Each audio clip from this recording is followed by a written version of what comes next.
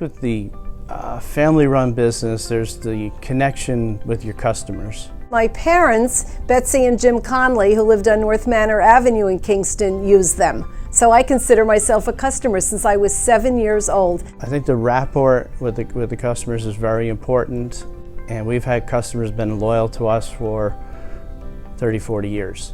As a child, I remember what is now Casey's grandfather, Bob Scanlon, delivering clothing to my parents' house, so that goes back a couple of generations now. He used to come to my parents' house once a week in his blue truck, and the clothes would always be left on the back porch. He would pick them up, put them in his truck, wave, and then deliver them the following week.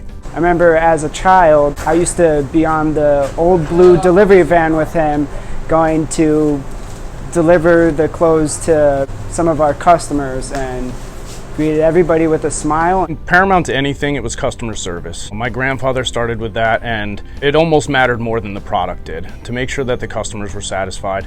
And my dad had that instilled in him too. We started out, it was my dad and a presser and a seamstress originally. Bob Scanlon was a great honored veteran of the war, and was very proud of that service. And when he came home and started Scanlon's, he immediately enjoyed some successes because he was a vet and people wanted to support him, but he was also a damn hard worker. After World War II, my dad was a route driver for Esposito's Cleaners. And he had an opportunity to buy Governor Clinton Cleaners, but he had a covenant not to compete in his contract. So once that was resolved in 1956, he purchased Governor Clinton Cleaners, and it was on Wiltwick Avenue in a small, maybe two-car garage building. They didn't really need a large building at that point because most of the business came off of the route. We currently have 4 locations: Town of Ulster, Kingston Plaza, Red Hook, and Rhinebeck. We have about 15 people employed. They're all loyal, been with us for a long time. It's a generation of family to family to family, and we grew up in it. My dad had an education, and then he worked on growing the company, and I learned everything from him. I was very inquisitive. I wanted to learn more about the business, more about business in general, and leaning on the two of them was really huge. And just to be able to be blessed enough to actually work in the same building at the same time as the other 2 generations in this business, it's pretty powerful. What's wonderful is not just to see this long period of continued delivery of high quality work in the city of Kingston and environs, but the fact that it's grown and they've had now the 3rd generation step forward, and Casey's done an outstanding job. He's just taken it to another step. The future of Scanlon's, I believe, will be to continue to grow our pickup and delivery service, which is app-based, very technologically savvy, easy to use, like any other app out there where you place orders and such. The system that we developed in 2018 has no territorial restrictions, so as we start to fill up each area, we pick and choose another area to go after, and that's really going to be the way we continue to grow the company without having to add brick and mortar and to keep overhead as low as possible.